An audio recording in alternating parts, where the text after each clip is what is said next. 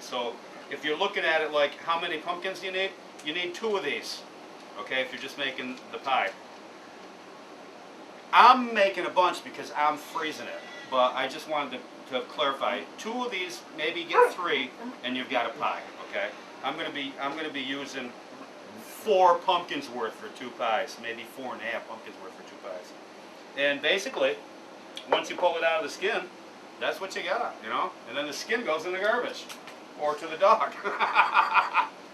All right, now I am going to put my pre-measured dry ingredients into that bowl, and I'm going to put my eggs in there, okay? And we're going to mix this baby right up. Remember, it's 2 eggs for a pie. So I am putting 4 eggs in, okay? Then I've got my dry ingredients in there. Now I'm going to mix that up a little bit, okay? Just pre-mix it a little bit, and then I'm going to actually throw my, oh my God, does that ever smell good? Whee! I love that smell. And then we're going to take and throw our 4 cups of our pumpkin mix in there. Oh my God, does that ever smell? I love the smell of cinnamon and clover mix. That's awesome. Look at that. Now remember, when I skinned these pumpkins out and I took the meat from the skin, I was very, very careful not to get any skin in there, okay? Now we're actually going to take and put 4 cups of our pumpkin in here, okay? I'm going to measure these pretty precise. Look at that. There's 1. Oh my God, look at that. And this is actually 5 small pumpkins I've got in here, if you want to know. Okay, there's 2. That way when you're buying your pumpkins to do these homemade, you know that you got enough. And if you don't want to freeze any, you didn't overdo it. Of course, like I said earlier, I'm going to freeze some. And then 1 more makes 4. And we're going to mix these babies right up. Look at that. Look at that. And I'm mixing this. Now remember, I'm mixing all this by hand also. Because if you look at it, Great Grandma didn't have an electric mixer. Great Grandma didn't even have electricity. So we're doing this by hand. So we're going to get this all mixed up. And then we're going to put our milk in here. Look at that. Oh my God, does that ever smell good? That's just our egg and our dry mix. Oh, I love the smell of that. Now you're putting 1 can and 2/3 per pie into this of evaporated milk. Okay? So I am going to throw that right in there next. I'm just going to mix this up just a little bit more. Okay? Just like that. Now I'm going to put my milk in there. There's 1 can.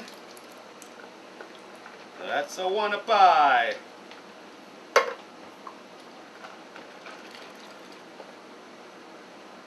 That's a 2 a pie. And I'm going to put about a half of this one in. And that ought to be plenty. And that's a 3 a pie. And now we're just going to mix this up. Just like this. And this is making our pie mix. Look at that. Mix it right up by hand, real good.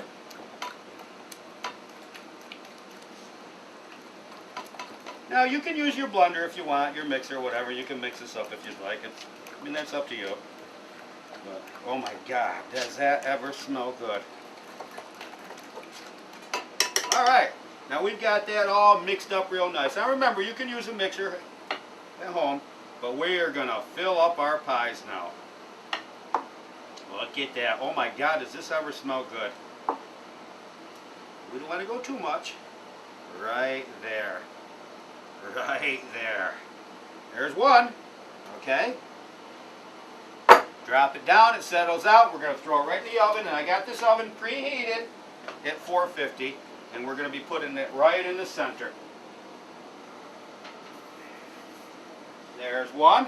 Let's fill that other one up, get that in there.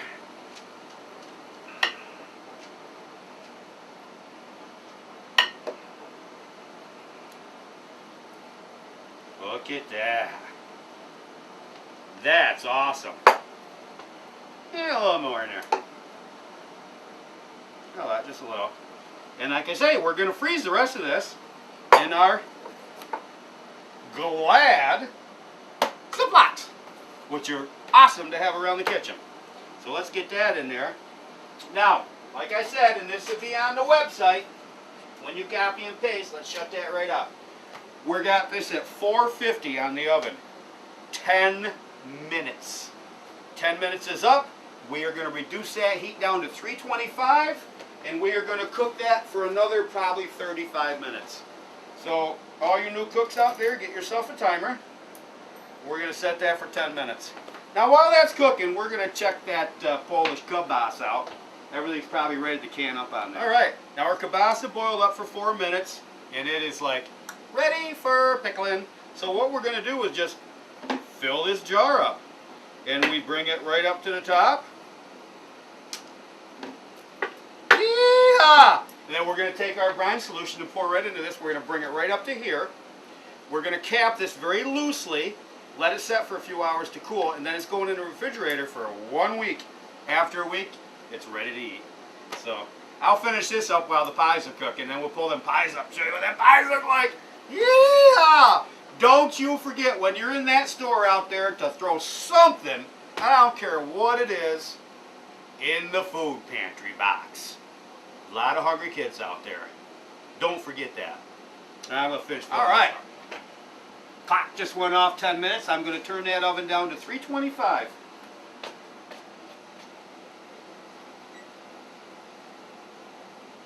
$325 for 35 minutes. And then we'll check those pies. And we'll check them with a toothpick. See if it comes out dry. I'll show you that when we're ready.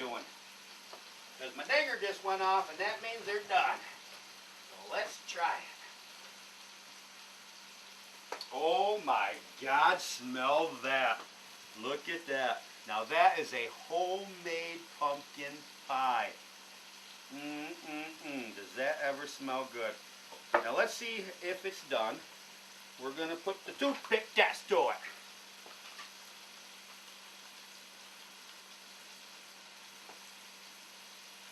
Stick it in, pull it out, and it is totally clean. These pies are done. The crust is, oh my God, this is perfect. Absolutely perfect.